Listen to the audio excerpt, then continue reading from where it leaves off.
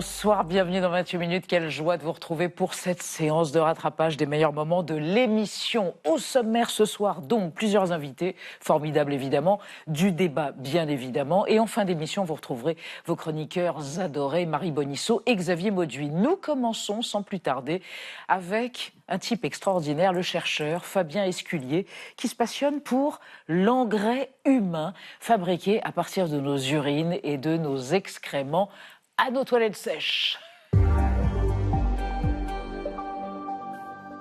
Publication le 1er avril dernier, je pense que ce n'est pas un hasard, chez Actes Sud, d'une autre histoire des excréments. Fabien Esculier, on est modelé culturellement par l'hygiénisme, mais on a oublié, donc c'est un peu tabou, la merde, le caca, tout ça. En même temps, c'est fascinant, mais il y a eu une épopée excrémentielle en France, Moyen-Âge, Renaissance, si on pense à Rabelais, Montaigne, Piron, on ne parlait que de ça, ce n'était pas tabou.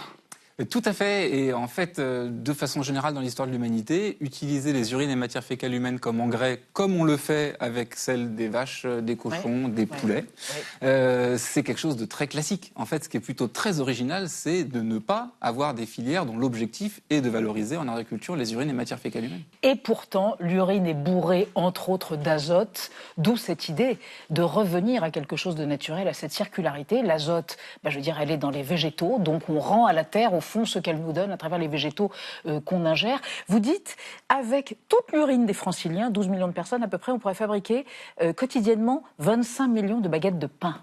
C'est énorme. Exactement, tout à fait. En fait, si on regarde comment fonctionne le corps humain, nous, on mange l'azote sous la forme de protéines.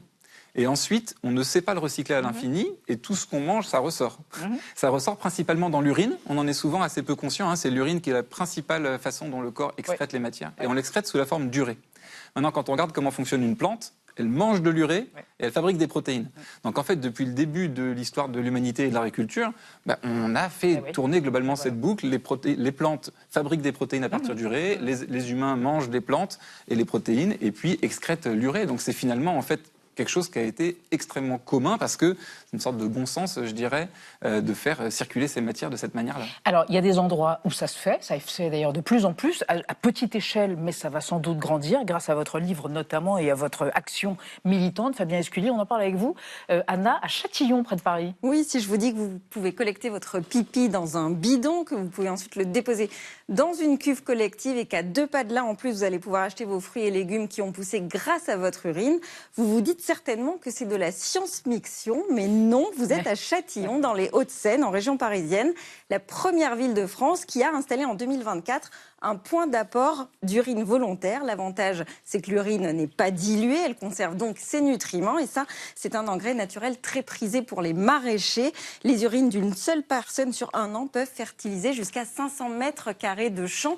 Et côté logistique, tout a été optimisé autour de l'AMAP local. Le pipi des 40 volontaires à Châtillon est récupéré par les maraîchers lorsqu'ils viennent livrer leurs fruits et leurs légumes. Alors, est-ce que ce dispositif, il a vocation à être généralisé peut-être partout en France ? C'est une des manières de déployer redéployer une économie des urines et matières fécales humaines. Là, c'est vraiment la réponse à la question « je suis chez moi, au 5e étage, sans ascenseur, dans une copropriété, qu'est-ce que je peux faire ?» On peut collecter son urine dans des bidons et s'organiser à petite échelle pour faire des micro-filières citoyennes, des points d'apport volontaires. Donc il est plausible et on espère que se développeront ces pratiques. Pour autant, il s'agit d'une question collective. Aujourd'hui, la gestion des urines et matières fécales humaines, c'est des services publics. On a pris des décisions par le passé qui ont induit le système tel qu'on le connaît, mais la plupart de ce qu'on peut imaginer comme déploiement à grande échelle, ça va être en fait des organisations plus grandes. Dans votre bouquin, vous évoquez le pipiculteur. Ça, c'est un objet d'épandage que vous avez mis au point avec, c'est un programme avec l'école des ponts et chaussées. Oui, et ça, qu'est-ce que c'est, ce biscuit que je vais manger dans un instant, qui sent fort bon? C'est un biscuit fait avec du blé fertilisé avec de l'urine humaine, c'est exactement. Ça Alors, Biscodor. Lors des essais que nous avons faits de fertilisation de blé, on voulait tester l'efficacité agronomique. Et puis, en fait, on a eu du blé fertilisé à l'urine humaine. On s'est dit, il faut en faire quelque chose. Et donc, finalement, on a trouvé un meunier, un boulanger qui nous ont dit, super, allons-y. Et en fait, ça fait plusieurs années. Maintenant, c'est une association qui s'appelle Circulus qui porte ça. On fait, à but de démonstration, en fait, des produits issus de fertilisation à l'urine humaine. Là, en septembre, il y a eu le colloque des 10 ans du programme Okapi que je coordonne à l'école des ponts et chaussées. Okapi. On a fait toute une le nom n'est pas un hasard. On a fait toute une déclinaison de coquillettes, de biscuits, à partir de blé à chaque fois fertilisé à l'urine humaine. Il n'y a pas d'urine dans les produits. Bien sûr. Mais de la même manière qu'on met des urines de vache ou des engrais de synthèse sur les champs, ben là, on met bien de le rappeler, ça, des d'ailleurs. urines humaines pour faire pousser les plantes et faire ces produits. Merci pour les biscuits, merci pour le pipi, merci pour l'utopie, l'utopipi. Fabien Esculier, une autre histoire des excréments aux éditions Actes Sud. Est-ce que vous voulez nous rappeler qui est cet arénicole, ce petit ver de vase qui pèse 2,5 g et qui vit en moyenne 6 ans, hein, et qui a changé votre vie? Complètement. En fait, alors c'est un organisme marin, un invertébré, alors qui est très très vieux, puisqu'il a 450 millions d'années. En fait, c'est les premiers organismes qui ont quitté l'océan pour aller coloniser la Terre. Ils sont passés par où? Par la plage. Lui, il s'est arrêté là. Il s'est arrêté sur la plage. Et ses cousins sont allés dans les jardins, ce sont les vers de terre, d'autres dans les rivières, ce sont les sangsues, mais tout ça, c'est la grande famille des vers. C'est en marchant sur la plage de Roscoff que vous êtes tombé en arrêt devant un verre de vase et vous vous êtes dit, mais quel organisme incroyable qui peut rester pendant 6 heures sans respirer grâce à l'oxygène emmagasiné en attendant que la mer remonte. Oui, et là, Eureka, comme aurait dit c'est ça, Archimède. En fait, essayer de comprendre son environnement, la question, elle était basique, c'est comment il fait pour respirer entre la marée haute et la marée basse. Moi, je ne sais pas le faire. Il y a sûrement un mécanisme. Et j'ai travaillé sur le sang de cet animal et j'ai fait cette découverte de l'ancêtre de nos globules rouges qui était présent chez ce ver marin. Quand vous avez monté votre entreprise, on vous a traité de dingue? Ah oui, complètement. Oui. Sauver des gens avec un ver marin, j'étais un dingue, pendant plusieurs années d'ailleurs. Ouais. Dingue de vouloir créer des applications qui allaient soigner les humains, qui allaient notamment aider à préserver plus longtemps les greffons, c'est ça? Pourquoi oui, c'est ça. dingue? Mais parce que, en fait, vous imaginez un ver sur la plage, donc vous allez dire, vous êtes en train de révolutionner la médecine. Donc c'est Schopenhauer qui a dit qu'en fait, une innovation de rupture, c'était à peu près 20 ans. D'abord, c'est ridicule, après, c'est dangereux, et maintenant, c'est évident. Et les gens, aujourd'hui, me disent, j'y avais pensé avant toi. Oui. Mais tout ça, c'est un chemin de 20-25 ans. Oui, 20-25 ans, c'est ça. Une des prochaines applications, c'est que ça pourrait remplacer le sang lors d'une transfusion sanguine. Exactement. On a montré que l'utilisation de ce produit était intéressant pour lutter contre la crise occlusive des drépanocytaires. C'est une maladie génétique qui va boucher en fait la circulation sanguine. Donc là, ça fonctionne extrêmement bien. Et à côté de ça, en fait, on est contacté par la NASA, par le CNES pour aller amener du sang en poudre dans l'espace. Donc ça dépasse complètement. Du sang en poudre? Oui, on est capable de faire l'équivalent d'une poche de sang en poudre. Quand vous donnez votre sang, en fait, aujourd'hui, c'est 42 jours à 4 degrés. En plus, on a des typages sanguins différents. Là, c'est une hémoglobine qui peut être lyophilisée, 5 ans de date de péremption à température ambiante, sans typage sanguin. On peut faire des stocks. Mais racontez-nous, donc, ces vers de vase, ils sont cultivés dans des fermes gigantesques du côté de Noirmoutier. Ensuite, ils sont congelés. C'est des tonnes de vers. Oui, alors, en fait, bien évidemment, moi, j'étais biologiste marin, j'allais pas défaunner toutes les plages de la côte atlantique, donc j'ai mis en place un élevage. Donc, de la reproduction. De la reproduction, donc en fait, dans une ferme. Cette ferme fait 13 hectares, on fait 30 tonnes d'arénicole à l'année. Et donc, à peu près 4-5 mois pour les faire pousser d'une larve à un ver de 2 à 5 grammes.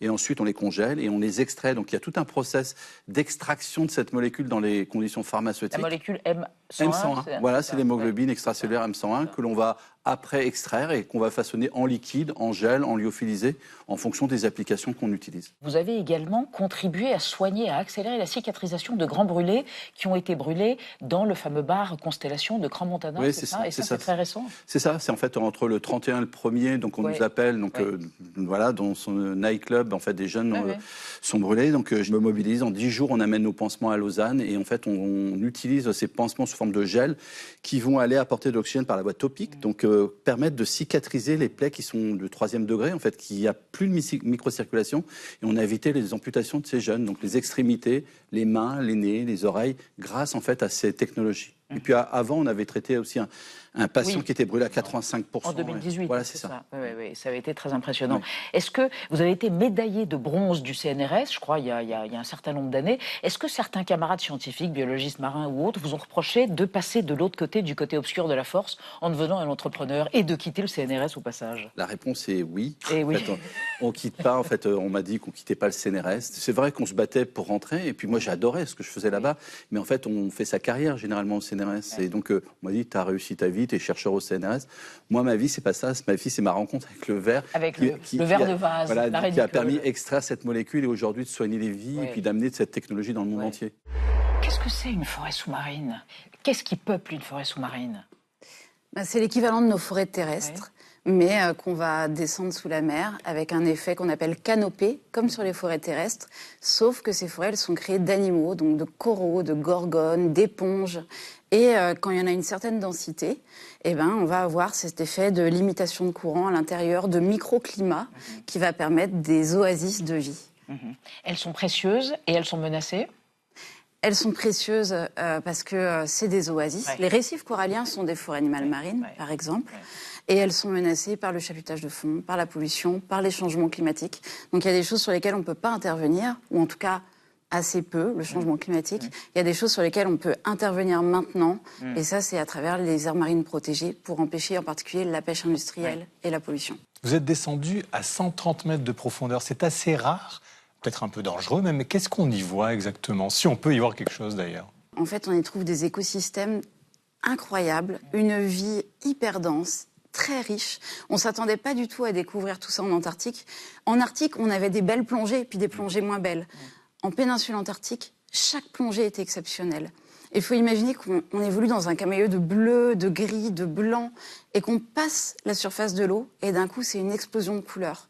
On retrouve toutes les couleurs sous la mer, et une densité d'espèces, et globalement, ça va bien. On va évoquer avec vous et avec Anna, manchot empereur, otarie de Kerguelen, espèce en danger. Oui, ces deux espèces viennent de rejoindre la liste rouge des espèces en danger. Et d'ici 2080, par exemple, la population de manchots devrait être divisée par 2 à cause du réchauffement climatique d'origine humaine. Les manchots ont besoin de nourriture en quantité suffisante pour rester en vie. Et d'autre part, ils ont aussi besoin d'une banquise stable pour pouvoir se reproduire et faire grandir leurs petits. Banquise qui devrait atteindre cette année son plus bas niveau jamais enregistré. Alors est-ce que vous, personnellement, c'est quelque chose que vous avez observé, à la fois la disparition des manchots et la fonte des glaces, le recul de la banquise? Non, c'est pas quelque chose qu'on a vu à l'œil nu, et c'était la première fois qu'on venait en Antarctique, donc on n'a pas pu comparer. En Arctique, je pourrais vous dire que j'ai vu disparaître la banquise. J'ai vu les glaciers reculer parce qu'on a travaillé là-bas pendant plus de 10 ans, et on a vu à l'œil nu, d'une année sur l'autre, la disparition de la banquise. En Antarctique, c'est pas le cas. Après, on a toutes les données scientifiques aujourd'hui qui nous montrent que c'est critique et que ce sont des endroits extrêmement impactés par les changements climatiques. Je précise que vous n'êtes pas scientifique, mais c'est avec des scientifiques. Vous êtes en fait. partenariat souvent avec le CNRS et vous êtes même sous le patronage des Nations Unies. Et ça, c'est pendant la décennie 20, jusqu'en 2030.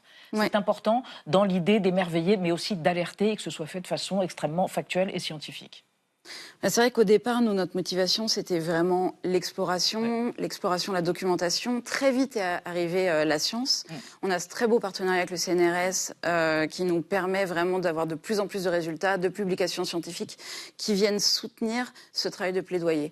Parce qu'il y a eu quand même, on est très optimiste avec Guylain, mais il y a quand même eu ce moment... Guylain, votre mari, donc. Guylain, mon mari. Ouais. On a eu ce moment quand même où tout ce qu'on aimait le plus, tout ce qu'on explorait, en fait, on le voyait quand même disparaître sous nos yeux en une décennie.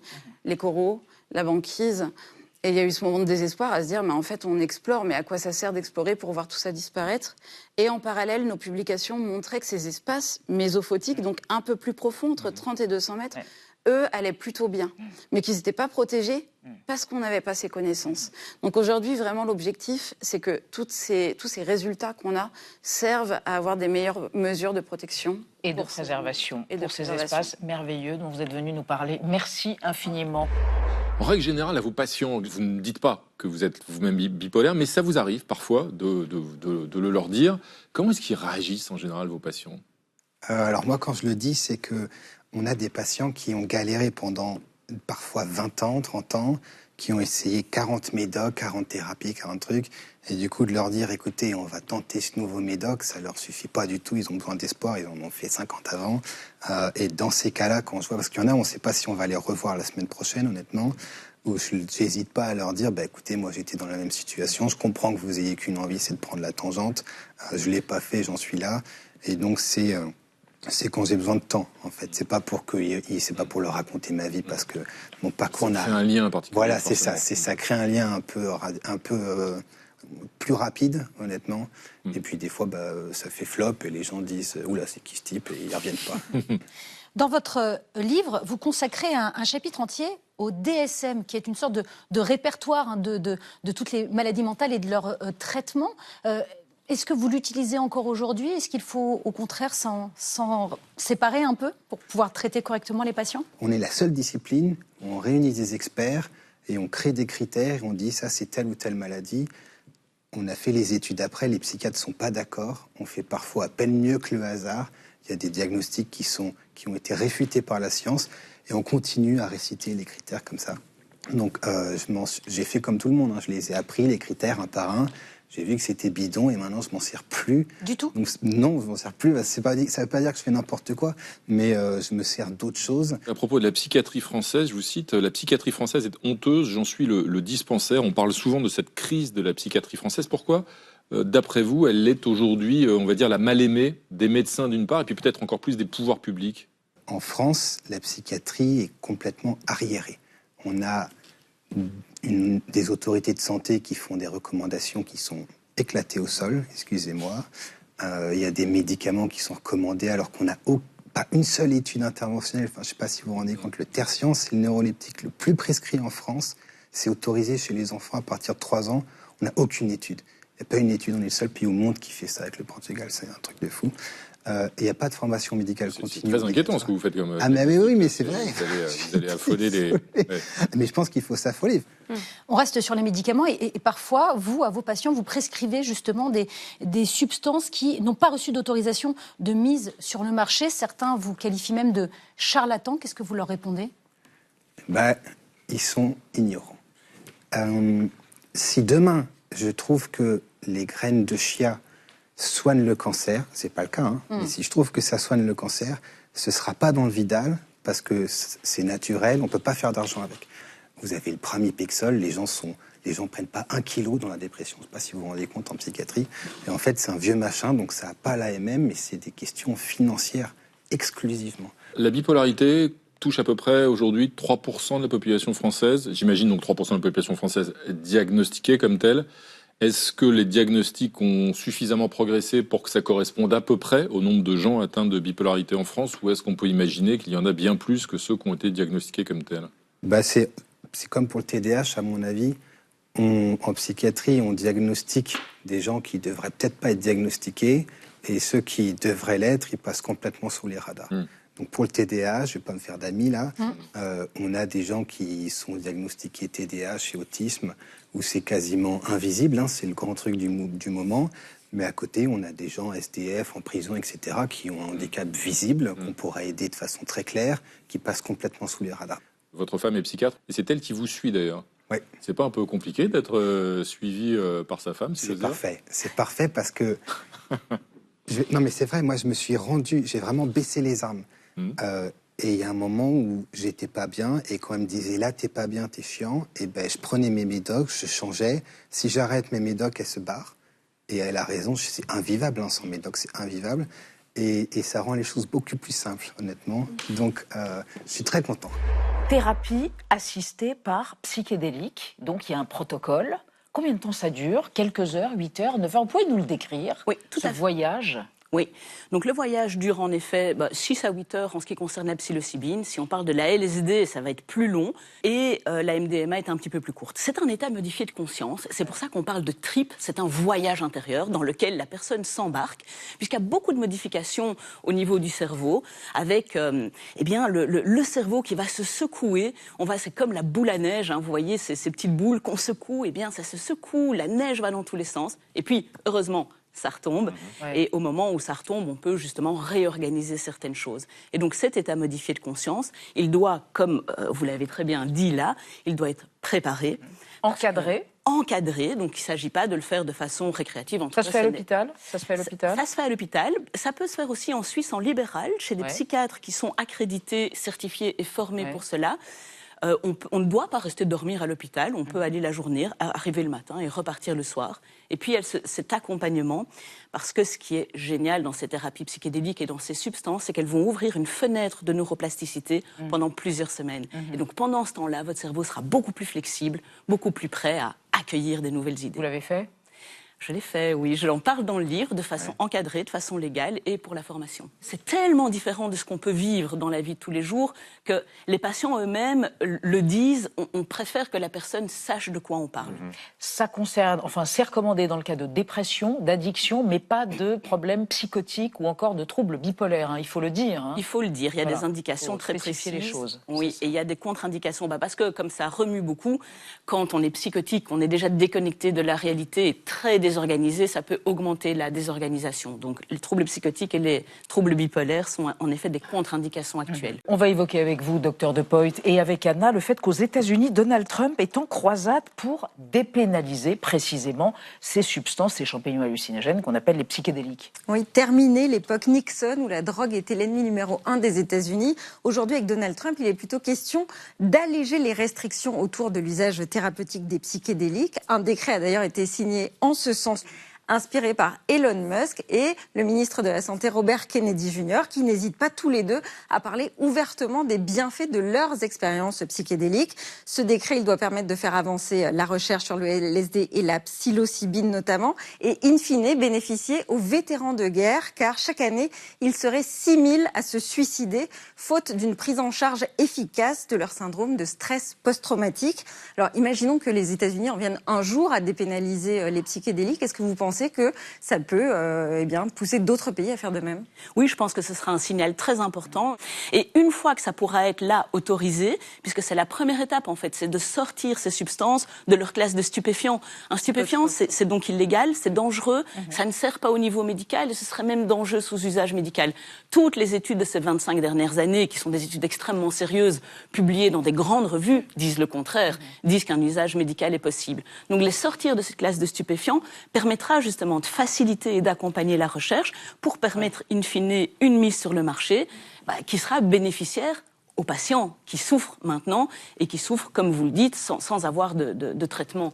En France, santé mentale cause nationale, je pense que c'est le bon moment de se préoccuper de ce genre de substances qui pourraient vraiment aider les gens à aller mieux. Et au bout du compte, on a tous à en bénéficier. Les patients se sentent mieux, la famille aussi, l'entourage, ils peuvent retourner au travail, il y a moins d'hospitalisation. Et tout ça avec 1, 2 ou 3 prises espacées à plusieurs mois. Pas d'addiction, pas de dangerosité. Ma question, c'est qu'attend-on ? Et encore merci, docteur De Poit. Poursuivons notre séance de rattrapage des meilleurs moments de 28 minutes et on commence avec notre débat sur le tourisme à l'épreuve des différentes crises, crise environnementale, économique et géopolitique bien sûr. On démarre tout de suite avec Benjamin, la citation du jour. Lamartine écrivait dans Voyage en Orient en 1835 « Il n'y a d'homme plus complet que celui qui a beaucoup voyagé, qui a changé 20 fois la forme de sa pensée et de sa vie. » On aurait aussi pu citer Du Bellay, heureux qui, comme Ulysse, a fait un beau voyage. Bref, Jean-François Riel, le tourisme est une tendance lourde. Quoi qu'il arrive, malgré les aléas, les crises, les gens continueront, selon vous, à voyager, même s'il faut le rappeler, un Français sur 2 ne peut pas se le permettre aujourd'hui de partir en voyage, en vacances. C'est-à-dire que quand j'ai commencé ce métier, il y a 30 ans, il devait y avoir 700 millions de touristes mondiaux. Donc ils faisaient des voyages de loisirs d'un pays vers l'autre. On tourne autour des 2 milliards. Et il est clair que ce soit pour les raisons qu'évoque Jean-Didier Urbain ou pour des raisons de... Parce qu'il y a plein de raisons de voyager, se détendre, apprendre... se cultiver. Il y a plein de bonnes et de mauvaises... Ça va continuer à augmenter ce chiffre d'1,5 milliard Oui. C'est un chiffre de l'ONU. Oui, de l'ONU. Oui, moi je pense 700 millions, 1,5 milliard, ça va continuer. Moi je pense qu'on est plutôt à 2 milliards. Je pense que ce chiffre n'est pas bon. Enfin, c'est pas très grave, ça change rien aux tendances. Mais oui, parce qu'en fait, vous avez toute une population mondiale qui accède... les classes moyennes supérieures, moyennes ou supérieures, dans tous les pays du monde. Et ces gens n'aspirent qu'à voyager. Et dans les pays occidentaux, qui voyagent plus, la fréquence de voyage augmente et la proportion de ceux qui voyagent augmente. Y compris d'ailleurs dans les classes populaires. Inéluctable. Alors, cet appel du voyage. Pourquoi pas? Tout dépend de où on va. Et comment on y va, peut-être. Oui, mais aussi où on va, puisque finalement, ce qu'on voit, il me semble, depuis ces dernières années et décennies, c'est non seulement une augmentation du nombre de touristes, mais c'est aussi une extension du paysage touristique. avec ces croisières qui se développent au-delà du cercle arctique, avec de plus en plus de voyages de type safari au Kenya, en Afrique du Sud, ou à la découverte des recoins secrets de la jungle amazonienne. Et en fait, ça, en soi, c'est un problème, car le tourisme, ce tourisme-là, donc au plus proche de la nature, qui pourrait avoir une image un peu verte, un peu écologiste, a un impact absolument terrible sur les écosystèmes, qui n'est pas simplement les émissions de gaz à effet de serre des voyages en avion et en bateau, qui sont déjà un sujet en soi très important, puisque dérèglement climatique, mais également impact sur les écosystèmes avec à la fois la vie sauvage ne supporte pas la présence de la vie humaine, parce qu'avec la vie humaine, il y a les pollutions, il y a le bruit, il y a la construction. Et donc tout ça, en fait, crée une pression sur une vie qui est pas soutenable. Et c'est pas que selon moi. Oui, mais justement, Jean-Didier Urbain, il y a ce problème quand même du surtourisme aujourd'hui. C'est-à-dire les gens vont au même endroit et mettent en péril certaines cultures et certains patrimoines, non? C'est vrai, mais ça tient à un modèle industriel, je dirais, qui est celui de l'attraction. C'est-à-dire qu'on a promu le voyage pour tous en termes de concentration de visiteurs. Les géographes ont évoqué les possibilités de tourisme intégré d'abord, puis diffus. Il y a un chiffre qui circule quand même, 95% des touristes se concentrent sur 5% de la planète. Alors avec Instagram, c'est encore pire aujourd'hui. Oui, voilà. Donc il y a sans doute, l'avenir passe sans doute par des politiques plus de diffusion, de dispersion, de patrimoines alternatifs. Donc il n'y a pas que Venise, il y a aussi tout ce qu'il y a autour. Il n'y a pas que le Machu Picchu, il y a tout le Pérou, bon, etc. Ou la Corrèze. Ou la Corrèze, bien sûr. Oui. Ou Cantal. Très bien. Vous Encore évoquez plus beau que la Venise. Corrèze. Vous évoquez Venise. Regardez, ça va être l'objet de notre archive. Ville où l'on parle depuis décennies de surtourisme. 30 millions de visiteurs en 2025 dans la Sérénissime. Il y a près de 40 ans, les autorités envisageaient de prendre des mesures drastiques. 10 jours par an, la ville des amours frise l'arrêt du cœur. Pour la fin du carnaval, Pâques, les grands ponts de printemps et le 15 août, 150 000 touristes saturent les artères du centre et la place Saint-Marc. Le 1er mai dernier, en 6 heures, plus de 600 bus déversent 40 000 touristes aux portes de la cité des Doges. La police doit fermer le pont qui la relie au continent et instaurer des sens uniques pour les piétons dans les ruelles du centre. Pour la première fois, le maire envisage de limiter le nombre des visiteurs journaliers. Jade Lingard, c'est ça la solution, des quotas ou augmenter les taxes de séjour? Par exemple, à Kyoto, désormais, c'est 60 € la nuit pour un palace contre seulement 15 € à Paris. En fait, le problème de l'instrument, le problème de rendre plus cher, c'est que c'est très injuste. Parce que du coup, ceux qui ont les moyens, ils vont pouvoir continuer à y aller, et puis ceux qui n'ont pas d'argent, ils ne pourront plus. Donc c'est toujours insuffisant comme instrument, voire ça augmente les inégalités. Je dirais peut-être qu'il serait intéressant de réouvrir les imaginaires du voyage.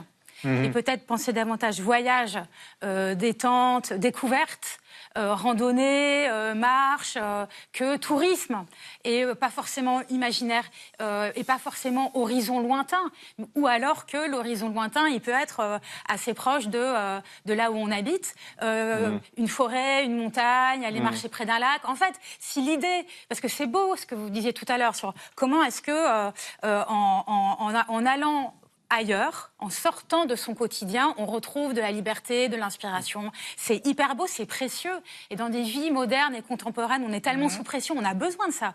Donc ça, il ne faut pas empêcher les gens de faire ça. Mais par contre, leur offrir les moyens, peut-être avec des trains beaucoup moins chers et avec des possibilités de déplacement qui soient beaucoup moins polluantes et émettrices de CO2 et d'impact sur la biodiversité, de se rapprocher en fait d'endroits très beaux, très riches et très sensibles, plutôt que de toujours répéter un vieil imaginaire des... Sur la taxation, vous rejoignez ce que dit Jade Lingard ou pas? Oui.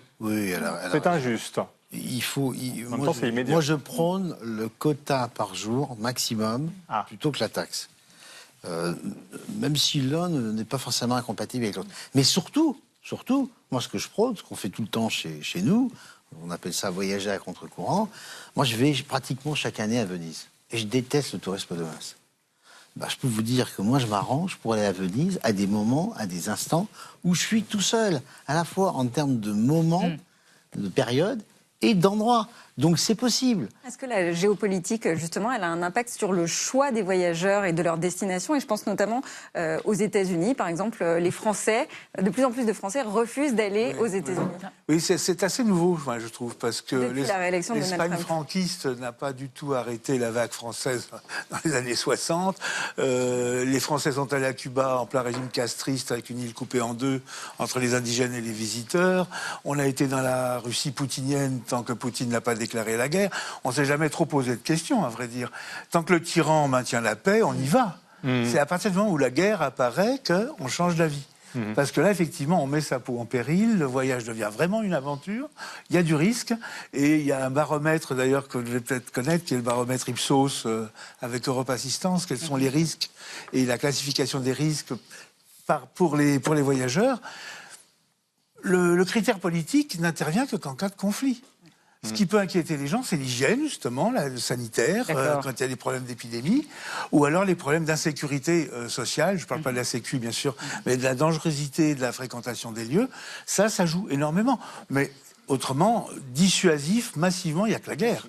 Alors justement, Trump, peut-être, sera peut-être une exception historique. On va évoquer, donc, à propos de mode de carburant alternatif, pour mieux décarboner, on évoque une solution que vous allez nous présenter, Anna. Oui, dans la grande famille des carburants durables, qu'on appelle aussi SAF, pour Sustainable Aviation Fuel.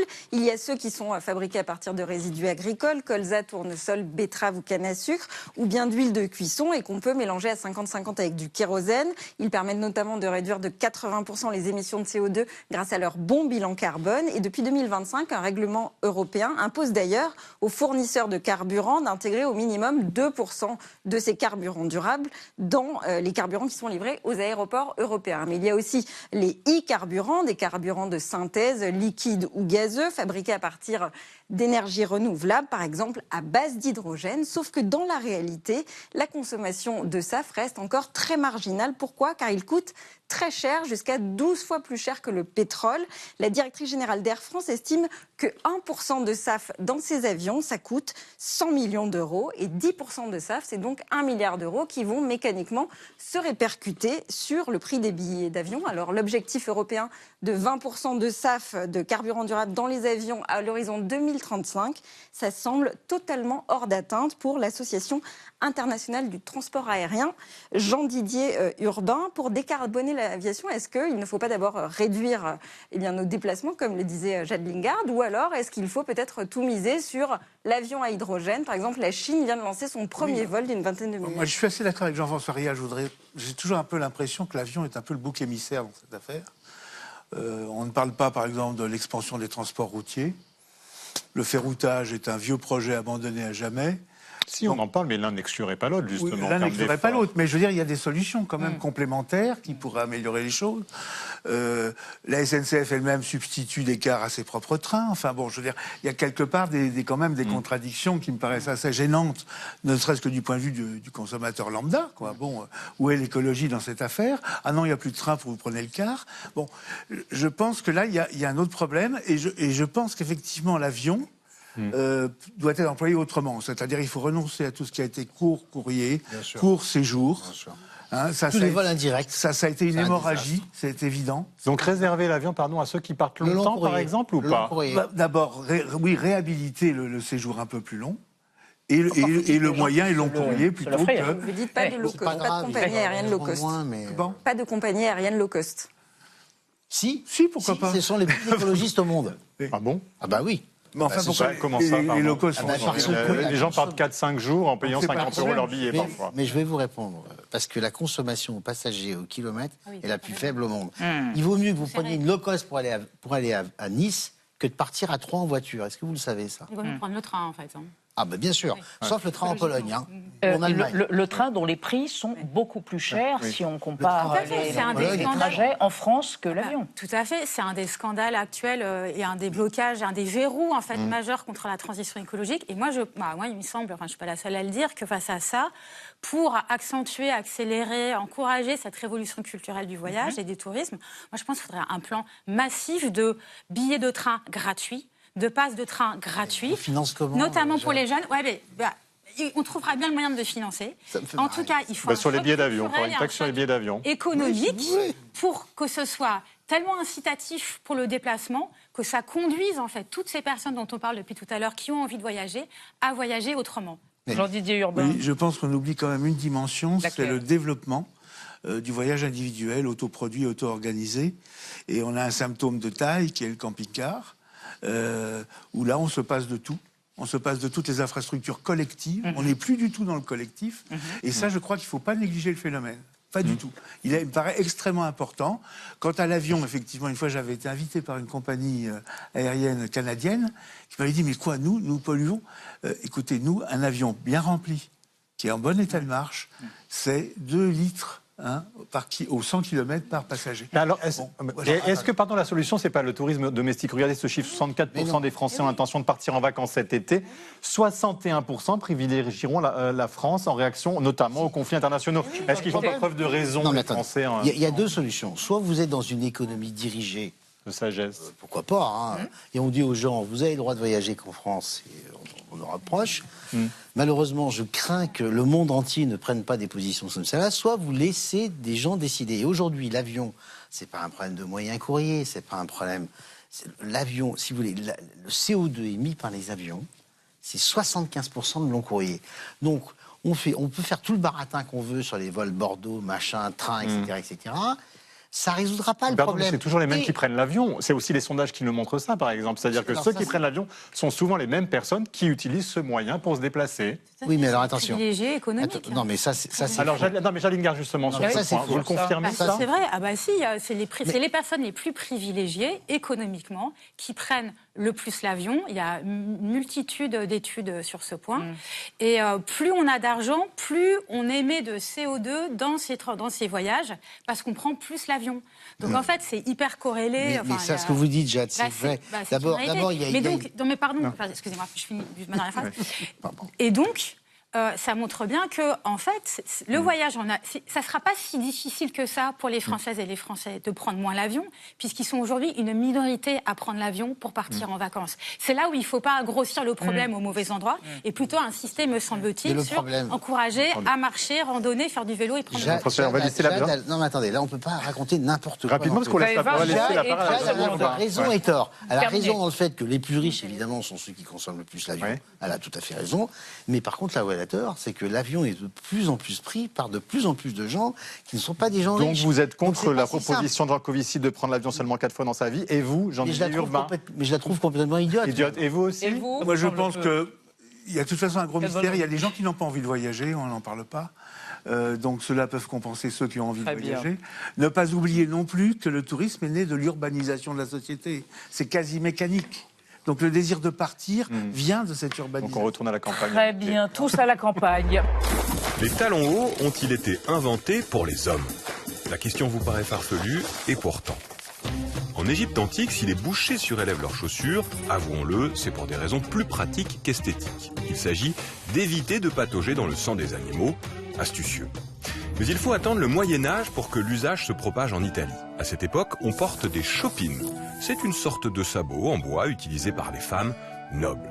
Et oui, car la chopine peut atteindre jusqu'à 60 cm de hauteur, ce qui leur permet de ne pas être confondus avec le reste du peuple. Bon, c'est si peu pratique qu'ils utilisent une canne pour se déplacer, mais les nobles s'en moquent, ils ne travaillent pas, et c'est ça qu'ils veulent afficher justement, leur oisiveté. C'est au XVIIe siècle que le talon haut connaît son heure de gloire masculine. Le roi Louis XIV, qui ne mesurait qu'1,63 m, réinvente la forme et en fait son accessoire fétiche. Ces talons rouges deviennent sa signature, et seuls ceux qui bénéficient de ses faveurs ont le droit d'arborer la même couleur. Pour mettre en valeur ces magnifiques chaussures, les aristocrates portent des collants moulants qui subliment leurs mollets. Le mollet devient ainsi la zone érotique par excellence.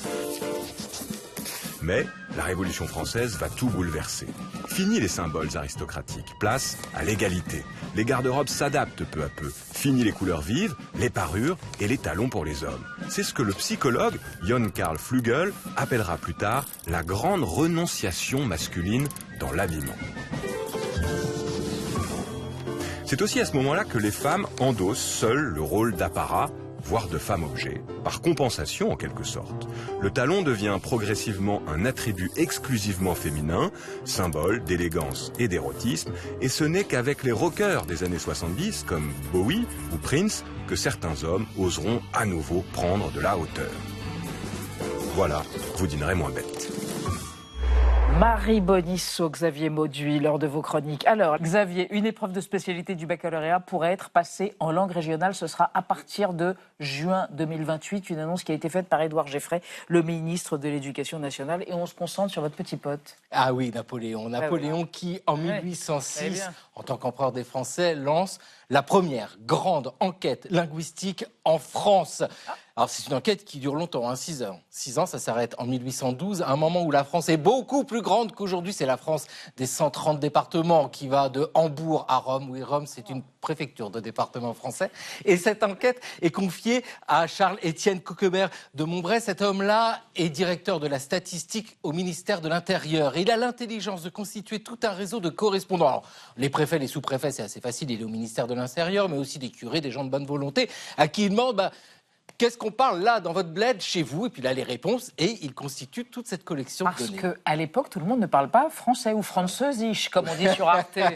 Non, on en est loin. La langue maternelle la plus répandue, c'est rarement, mais très très loin de ça, le français. C'est-à-dire qu'on apprend le français ensuite, et donc les gens deviennent bilingues. Vous ajoutez à ça tous les patois, tous les dialectes, et puis même, vous avez un nombre considérable de personnes qui passent leur existence entière sans parler le français. Mais tenez, le cas de Napoléon Bonaparte, lui, qu'est-ce qu'il parle? Il parle corse, et encore un corse matiné de génois. D'ailleurs, quand il est envoyé en France par son père, qui va au collège d'Autun, donc en Bourgogne, il lui faut 4 mois quand même de remise à niveau pour bien parler français. Ah oui, c'est compliqué le français. Et vous savez, quand il devient empereur, Napoléon a cette volonté de maîtriser tout, et les langues notamment, cumuler l'information pour mieux contrôler la population. Et cette enquête montre que on est à un peu moins de 30 millions de personnes à ce moment-là, que la majorité des gens parlent d'autres langues. Vous avez de l'allemand, de l'italien, vous avez du basque, du breton, du corse, évidemment. Vous ajoutez à tout cela les patois et les dialectes. Et ce qu'apporte en fait cette enquête, c'est un document absolument exceptionnel. C'est une carte linguistique de la France qui est quelque chose d'extrêmement innovant et qui nous montre que notre pays est une mosaïque linguistique. Le français qui s'impose comme langue unique, c'est la fin du 19e siècle, les lois Ferry, l'école obligatoire. Regardez à l'échelle très longue de l'histoire de France ou du territoire qui est aujourd'hui la France, en fait c'est infime. C'est-à-dire dans notre longue histoire, on a parlé plusieurs langues. La monolangue, c'est tout petit.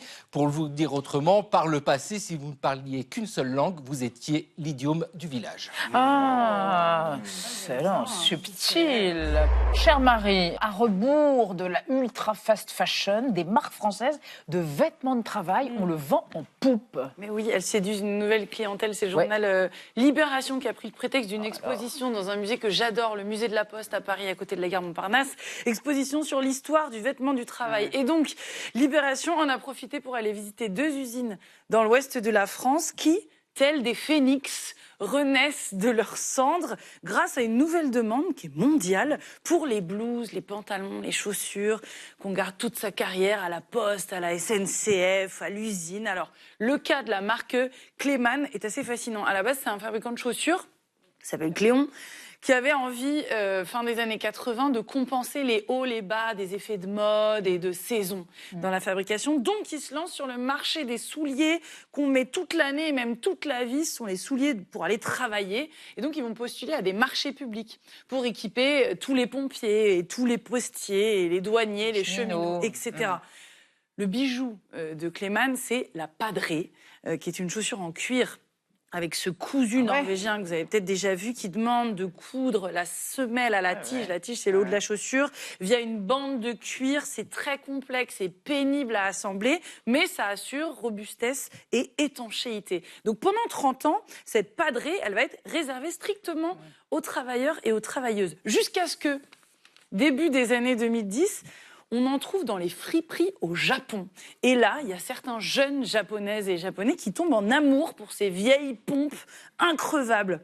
Au Japon, c'est vrai qu'on sait souvent déceler la beauté des habits de travail. Il y a notamment aussi une passion pour les pantalons courts et ultra larges, regardez, des ouvriers du bâtiment qui travaillent tout en haut des immeubles et qui portent aussi des chaussures chaussettes fendues en deux absolument fascinantes. Bref, à la demande donc des Japonais et d'une clientèle aux États-Unis aussi, Cléon a relancé sa padrée. Moi, ils l'ont rebaptisé Padror, je ne sais absolument pas pourquoi. Mais depuis le Covid, ils ont quand même doublé la production de leur marque Clément. C'est un renouveau qui profite aussi à d'autres fabricants, comme les blouses de Kidur, en français K-I-D-U-R, qui s'appelle Kidur parce que ça dure. Voilà, Paraboot, Armor Luxe aussi profitent de cette demande pour des vêtements donc durables qui coûtent plus du tout le prix d'un vêtement pour ouvrier. D'ailleurs, gare à la belle histoire iconique que certains vous racontent. C'est un historien du vêtement, Jérémy Bruckner, qui a aidé à l'exposition, qui dit qu'il y a des fabricants qui surfent abondamment sur ce nouveau label, sur cette histoire workwear, comme disent les Américains, mais qui proposent des vestes, regardez bien, avec des boutons en plastique qu'on va pas du tout amener à l'usine, puisque ça se mettrait à fondre, ou alors des formes trop amples qu'on n'approcherait jamais d'une disqueuse, parce que c'est trop dangereux. Bref, cette exposition passionnante, c'est jusqu'en septembre, au Musée de la Poste, donc. Allez-y habillez comme vous voulez. Ah, merci de nous libérer, Marie. Merci à toutes et tous de nous avoir suivis. On se quitte évidemment en musique avec Je fais pipi sur le gazon. Un clin d'œil à Fabien Esculier, notre invité chercheur de première partie. Demain 20h05, c'est Jean-Mathieu Pernin. Tchuss. Pipi, gazon, papillon, coccinelle, pipi, gazon, coccinelle, papillon.